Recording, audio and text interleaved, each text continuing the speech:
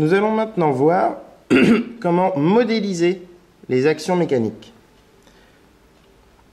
On va se rendre compte qu'en fait, on peut les modéliser de deux manières différentes, nos actions mécaniques. On peut les modéliser de manière locale, d'accord? Pour l'étude de l'action dans la zone où elle s'exerce, je vais utiliser un modèle local, c'est-à-dire que je vais prendre une infinité de petits éléments de force ou de moment, on verra ce que c'est, sur un élément de surface, de ligne, de volume. Ou alors j'utilise un modèle global, c'est-à-dire que je prends l'action mécanique dans sa globalité, la somme de toutes les petites forces qui constituent mon modèle local, donc on verra qu'on passe par l'intégrale pour faire ça, et j'utilise seulement ce modèle global, d'accord? C'est ce type de modélisation qu'on va privilégier et qu'on va utiliser, nous, dans le cadre de notre PFS, qui est un dérivé du PFD. Le PFD, c'est principe fondamental de la dynamique, et PFS, c'est principe fondamental de la statique. Par exemple, donc, on va utiliser le modèle global, mais on va le définir à l'aide du modèle local. Alors, un modèle local, en modélisation locale, qu'est-ce qu'on peut avoir comme zone à étudier? Je vous l'ai dit rapidement, on peut étudier la répartition d'une force sur une ligne ou une courbe, sur une surface ou sur un volume. Par exemple, sur un volume, on va pouvoir parler de la pesanteur et de la gravité. Ce sera l'objet d'une vidéo à part. D'accord? Si je parle d'une force répartie sur une ligne, je vais avoir des newtons, unité de mesure d'une force, par mètre. Pas des newtons mètres, hein, des newtons par mètre, des newtons mètre moins 1. D'accord? C'est-à-dire que je vais devoir intégrer, on verra, pour avoir la résultante, une charge Q, c'est un petit vecteur, puisque j'ai besoin de connaître sa direction, dl étant un tout petit élément de longueur. D'accord? Si j'ai une force répartie par unité de surface, je vais avoir des newtons par mètre carré ou des pascals. C'est une pression. Ça, vous connaissez déjà. D'accord? Et si j'ai un petit élément de volume, un petit cube par exemple, un petit élément de volume dV, alors j'ai des newtons par mètre cube. Ok? Et donc l'expression d'un petit élément de force à chaque fois, c'est quoi? C'est Q, ma densité d'action mécanique, donc c'est une densité soit linéique, soit surfacique, soit volumique, et multiplié par un élément élémentaire de longueur, de surface ou de volume. D'accord? L'ensemble des forces élémentaires, donc l'ensemble de chaque petit dF, l'ensemble des forces élémentaires agissant sur l'ensemble des éléments concernés par l'action mécanique est appelé champ de force. Donc le champ de force, c'est quoi? C'est savoir pour chaque petite portion de mon unité, de ma surface ou de ma ligne ou de mon volume, quel est le petit élément de force qui s'applique. Ça me crée un champ de vecteurs comme ça. C'est un champ de force associé à l'action mécanique. D'accord? Maintenant, on va faire l'hypothèse que la pièce est indéformable. Cette hypothèse, elle est importante si on veut travailler en statique, comme on va le faire dans la suite de cette séquence. D'accord? On recherche l'action globale qui traduit l'ensemble des actions locales. Donc on veut passer du modèle local, c'est-à-dire une densité linéique ou surfacique ou volumique. On veut passer de ce modèle défini localement à un modèle global, c'est-à-dire sur l'ensemble de ma pièce, qu'est-ce que j'ai comme force appliquée et où.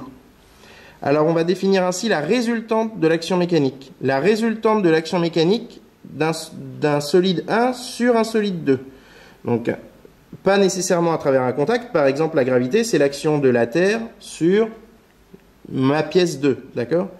Cette résultante de l'action mécanique, donc l'action globale, notée grand R de 1 sur 2, correspond à l'action mécanique globale créée par toutes les contributions des actions mécaniques élémentaires dF de 1 sur 2 en Q. Q étant chaque petit point qui définit mon volume, ma surface ou ma ligne. D'accord?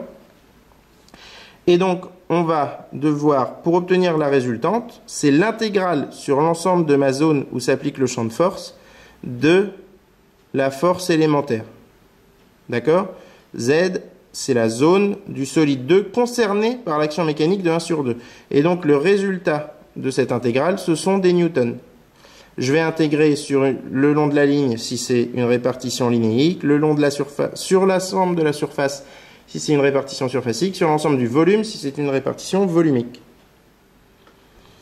Mais cette force, cette résultante, n'est pas suffisante pour décrire l'action globale, d'accord? C'est pas suffisant. Vous avez dans le polycopier l'exemple du clapet, d'accord? Un clapet avec de l'eau. Je vais reprendre rapidement cet exemple ici. J'imagine un clapet sur lequel, qui vient fermer un tuyau, d'accord? Et ici j'ai un pivot. Mon eau vient jusqu'ici. Ma résultante, elle est par là, vous vous doutez bien, c'est la pression de l'eau, et donc si je lâche le clapet, il va tourner comme ça. Si cette fois-ci je reprends le même tuyau, rempli avec la même quantité d'eau, mais que je bloque mon clapet en haut, cette fois-ci par un pivot, et je l'attache comme ça. Ma résultante est toujours la même ici, mais cette fois-ci je vais tourner dans l'autre sens. Donc le résultat n'est pas le même. Donc ça veut dire que la résultante ne suffira pas à décrire l'action de mes forces sur, je ne sais pas si vous avez bien vu, l'action de mes forces sur mon solide. Et j'ai donc besoin, pour traduire cette action qui tend à faire tourner, une action mécanique qui tend à tordre ou à faire tourner ma pièce, c'est ce que je vais appeler un moment, d'accord? Le moment résultant de l'action mécanique. Donc le moment résultant de l'action mécanique, il dépend du point où je l'exprime. Donc je vais l'exprimer en un point J par exemple ici dans notre cas. C'est le vecteur qui permet de caractériser la capacité de l'action mécanique à provoquer, modifier ou empêcher un mouvement de rotation. D'accord? La résultante, ça va être en translation. Le moment, ça va être en rotation du solide 2 autour de l'axe passant par le point J. Il est défini par, et donc comment est-ce qu'on définit ça? Le moment en J de l'action mécanique de 1 sur 2, c'est égal à l'intégrale sur l'ensemble Z de la zone où s'applique mon champ de force, de JQ vectoriel, le petit élément de force. On verra qu'on peut s'en rappeler facilement avec Babar en fait. Chaque petit élément de force appliqué en Q ne produit pas de moment puisqu'il n'y a aucun bras de levier, elle s'applique en un point Q. Et donc le moment en J, c'est le moment en Q de chaque petite force dF, plus l'intégrale JQ, comme Babar, JQ vectoriel, le petit élément de force. D'accord? Donc vous voyez, on peut déjà utiliser, on parle déjà de Varignon, j'ai dit Babar pour se rappeler du moyen mnémotechnique, et ça va nous permettre de traduire l'action mécanique globale par un torseur.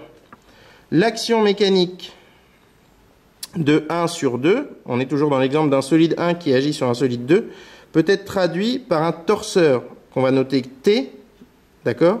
Action mécanique transmise de 1 à 2, c'est la résultante, c'est-à-dire la force, et en dessous c'est le moment, en J, ici je l'exprime en J et j'indique que c'est J en bas de mon torseur, et donc la résultante, pour passer du modèle local au modèle global, c'est l'intégrale de chaque force élémentaire, et l'intégrale de JQ vectoriel chaque force élémentaire.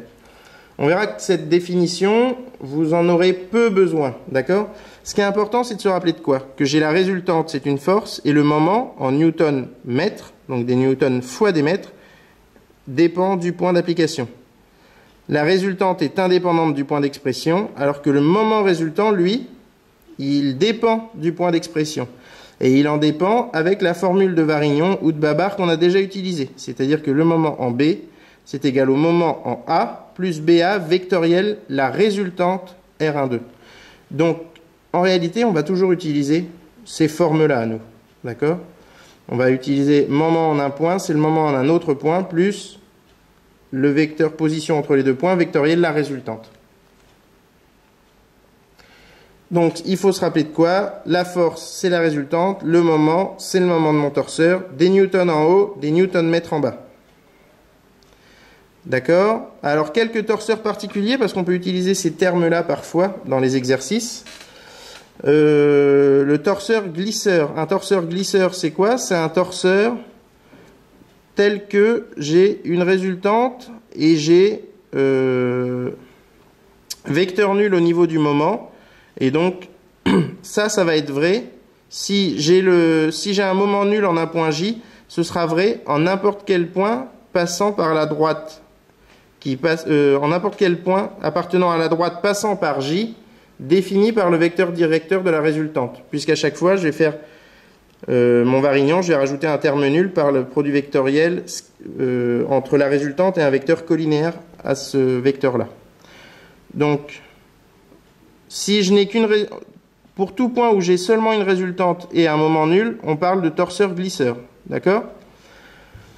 Si j'ai une résultante qui est nulle, et ça veut dire qu'à ce moment-là, le moment est constant en tout point, puisque mon varignon me rajoute toujours un terme nul, on parle de torseur-couple. D'accord? C'est ce que je retrouve par exemple en sortie d'un moteur. Un moteur produit un couple, mais je vais avoir une force nulle un peu partout. Ok? Des principes de base à connaître sur la modélisation des actions mécaniques. C'est le théorème des actions réciproques. C'est-à-dire que l'action mécanique de 1 sur 2, c'est moins l'action mécanique de 2 sur 1. D'accord? Donc ça, c'est le principe des actions réciproques, des actions mutuelles, action-réaction, vous le dites comme vous voulez. Mais c'est action méca de 1 sur 2, c'est moins l'action méca de 2 sur 1. Et ensuite, calcul d'un moment d'un glisseur par la méthode du bras de levier, ça veut dire quoi? Ça veut dire que par exemple, ici, on imagine que j'ai l'action mécanique de 1 sur 2 qui s'applique en A, ici, avec un angle alpha. Je veux calculer le moment en O, le moment créé par cette force, d'accord, qui tire comme ça. J'ai plusieurs solutions. Je peux faire varignon, c'est ce qu'il y a ici, d'accord?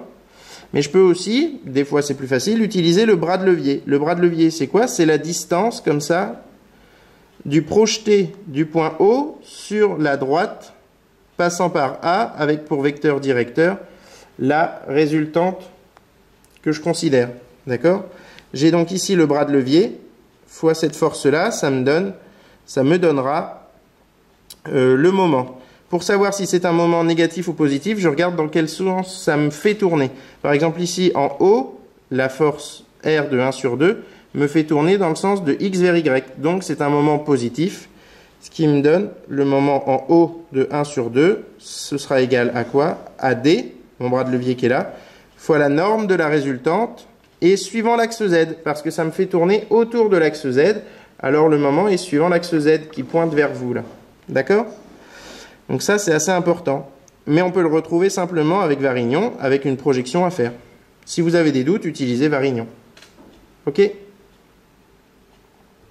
Maintenant, petit exemple rapide pour faire une première application. Est-ce que vous pouvez passer du modèle local au modèle global pour définir, dans le cadre de notre pilote automatique, l'action mécanique du fluide sous pression sur la tige du vérin ici. D'accord? J'ai une pression delta P dans le vérin. Quelle est l'action mécanique résultante sur la pièce 2? Alors, j'ai une surface. D'accord? J'ai une surface grand S ici, c'est la surface de la tige de mon vérin. Donc j'ai une surface grand S, ici ce serait la tige du vérin, d'accord? Et donc j'ai ma pression qu'on imagine comme homogène, c'était indiqué. J'ai ma pression qui vient s'appliquer dessus, comme ça. Donc j'ai une pression delta P qui est égale à delta P Newton par mètre carré. D'accord? Donc ça, c'est mon champ de pression. C'est un petit élément. Je veux la résultante. D'accord? Alors, je regarde, j'ai comme axe ici x2, d'accord? J'ai comme axe x2, donc ça veut dire qu'en fait j'ai delta P, c'est égal à delta P suivant x2. Je vais, pour retrouver ma résultante, je vais devoir faire la résultante du fluide sur le vérin, c'est égal à l'intégrale sur S de delta P ds. Et ça va me donner quoi au final? Ça va me donner delta P, donc delta P vecteur. Ça va me donner delta P fois grand S suivant x2. D'accord? J'ai delta P fois grand S suivant x2 si je considère delta P positif. Si delta P est négatif, ce sera dans l'autre sens, du coup, ce sera dans le sens opposé. Et donc grand S, c'est quoi? C'est simplement que j'intègre sur ma section, ce qui me donne, si je considère que j'ai un rayon grand R, ce qui me donne pi grand R carré delta P x2 pour la résultante de mon action mécanique. Et je peux considérer que le moment est nul si je me place en tout point appartenant à l'axe. Donc par symétrie, je vois bien que j'aurai un moment nul, donc en tout point appartenant à l'axe. Ce qui veut dire que j'ai comme torseur du fluide sur le vérin, je vais avoir pi r carré delta P x2 comme résultante, et je vais avoir un moment nul si je me place en un point de l'axe de ma tige, c'est-à-dire en un point de l'axe de ma tige, si je me place par exemple en B, mais j'aurai aussi le résultat en C. Donc je vais le dire ici par exemple en B.